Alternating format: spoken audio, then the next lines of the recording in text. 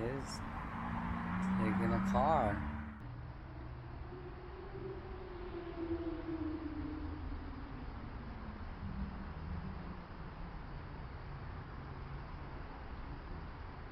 Ham Mansion.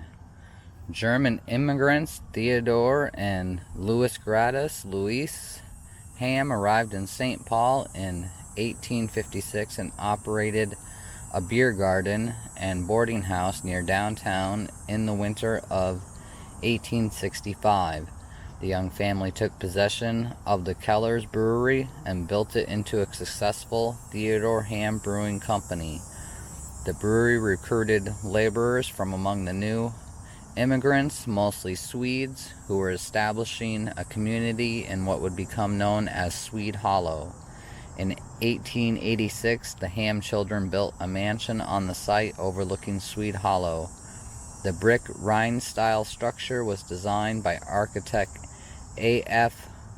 Gauger and became home to several generations of Hams.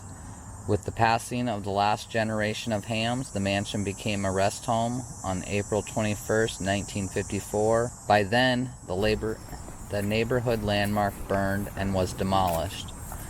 This brick monument once marked the southwest corner of Ham Yard.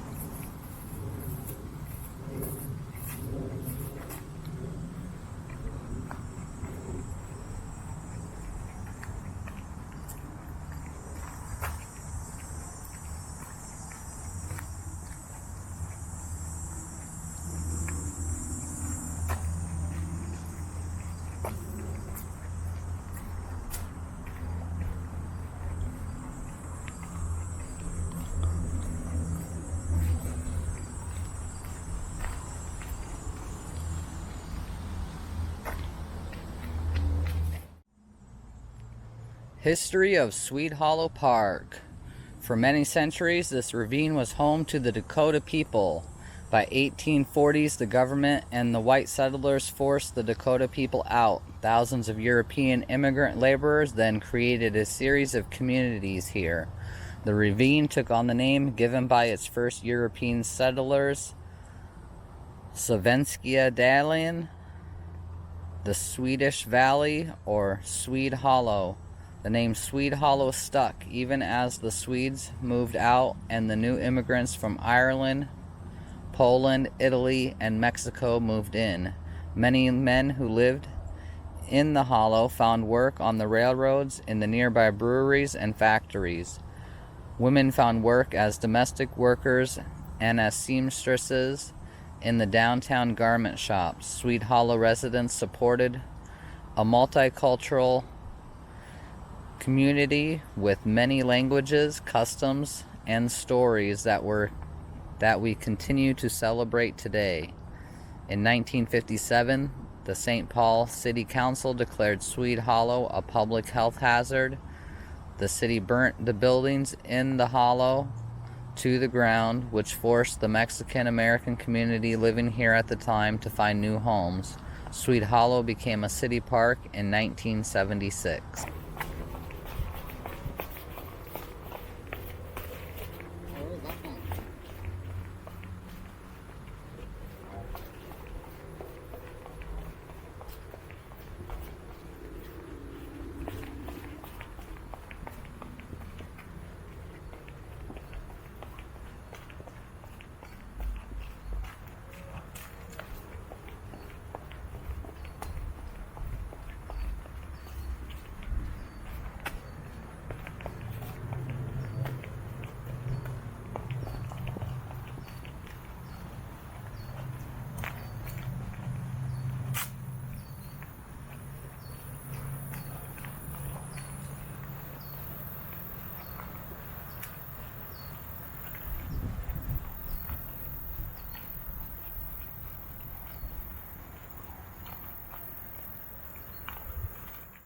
Flow of time. Welcome to Dakota Homelands. For thousands of years, life here has centered around MNI, water. Until the 1830s, the Dakota people lived in villages and seasonal camps along the river. They fished in Phelan Creek and canoed up the creek to White Bear Lake. They harvested PSIN wild rice in the fall and Chanhanpi maple sugar in the spring. Families still gathered for the ceremonies at Walking Teepee here, where Phelan Creek meets the Mississippi, is the dwelling place of the sacred. The ancestors rest on the cliffs above. These all remain beloved Dakota places.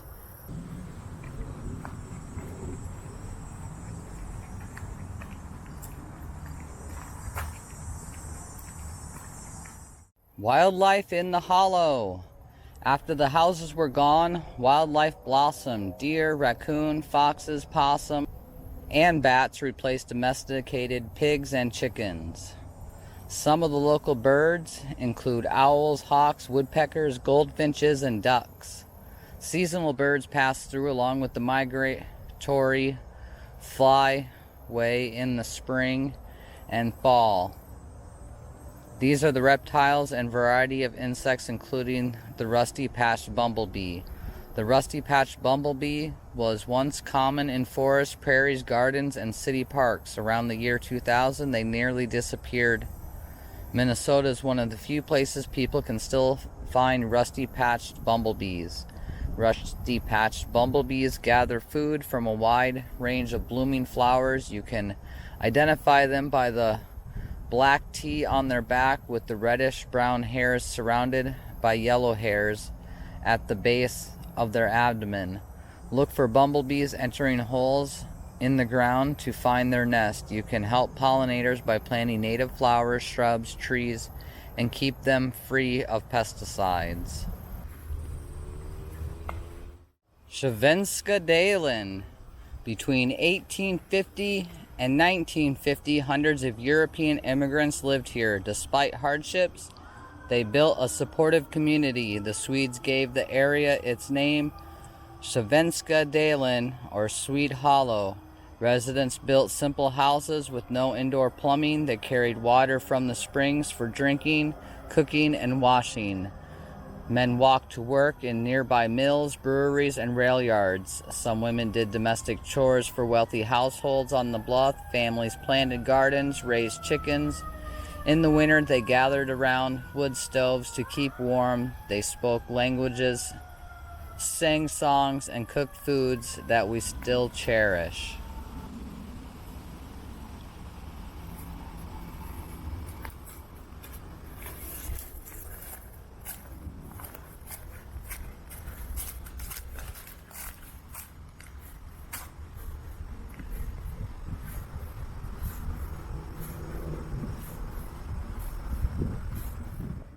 Trail of Memories.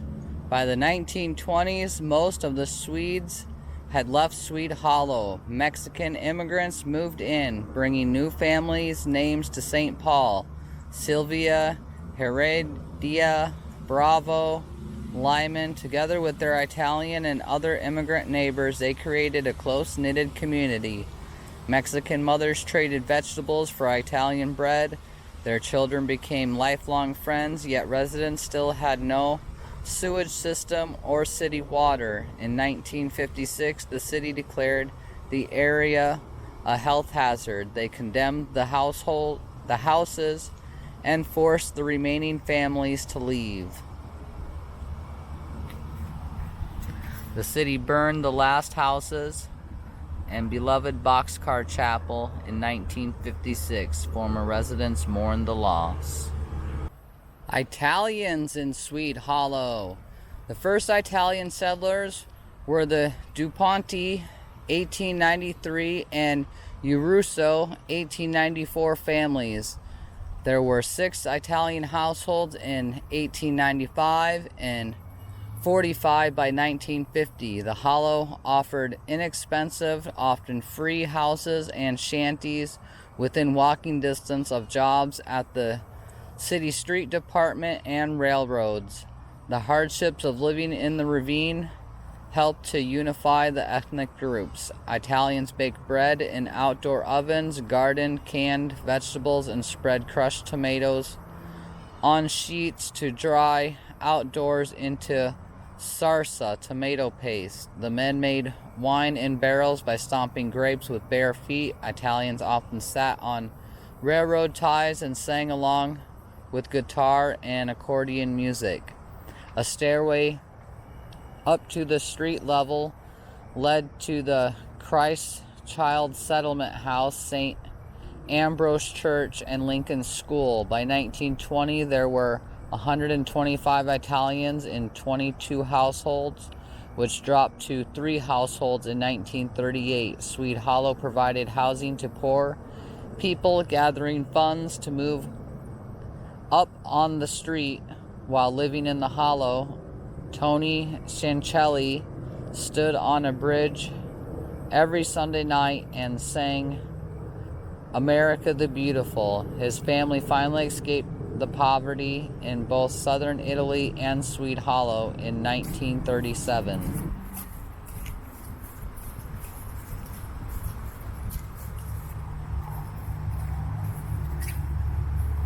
Poles in Swede Hollow. Polish immigrants settled in Swede Hollow in the late 19th and early 20th centuries. At the time, Poland was under the colonial rule of Germany, Russia, and Austria. Poles came to America and St. Paul in search of work as well as political and religious freedom. Swede Hollow served as St. Paul's Ellis Island for the new Polish residents, many of whom came as young families. It offered cheap housing and was close to many employers. Poles in Swede Hollow worked as day laborers in factories and construction sites. Over time, many were able to gain better employment by working for the city's railroads or in skilled labor jobs. Polish immigrants in Swede Hollow helped found St. Casimir's Roman Catholic parish in 1892. The parish was a center for Polish community life. Over time, many Poles moved out of Swede Hollow to other St. Paul neighborhoods, becoming an enduring part of the city's history and culture.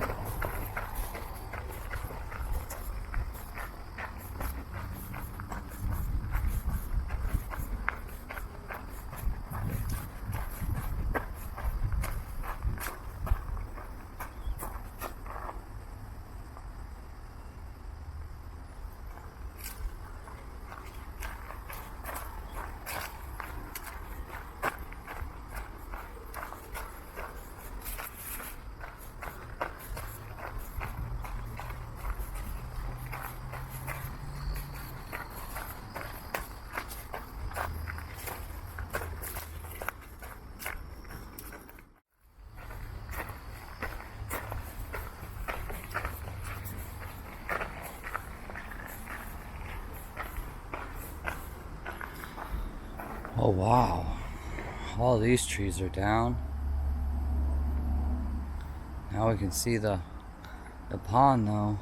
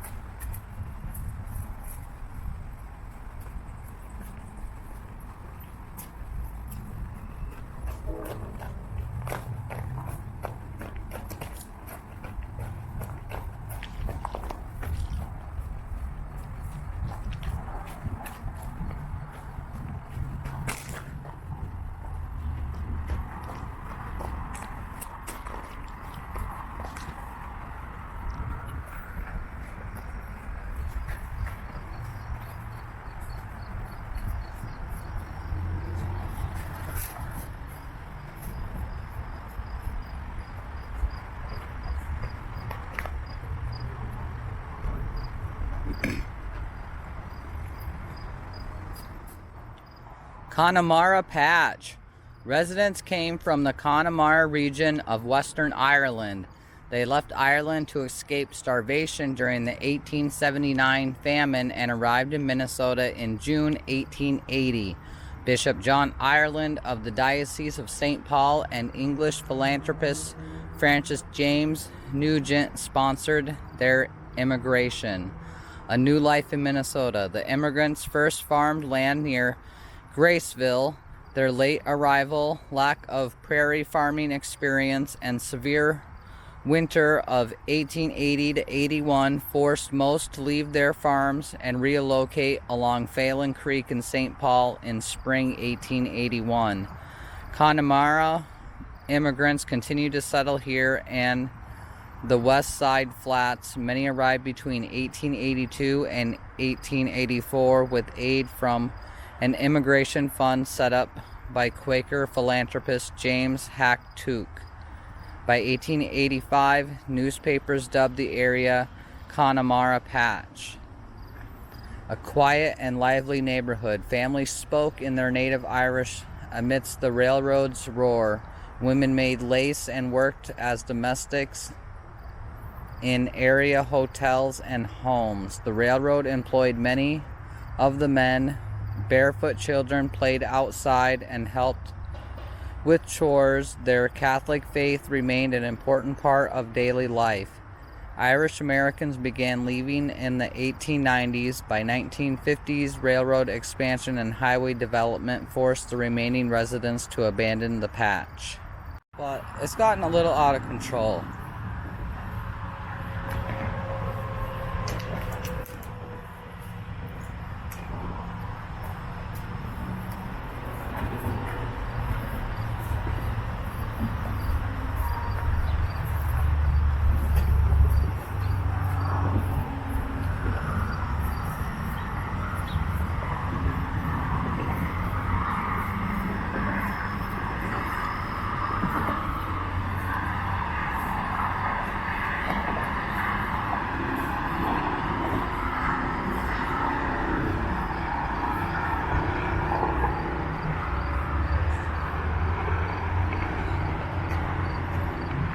But yeah, they just drive their cars and all to that encampment now, down the park trails. Well, we'll see y'all next time.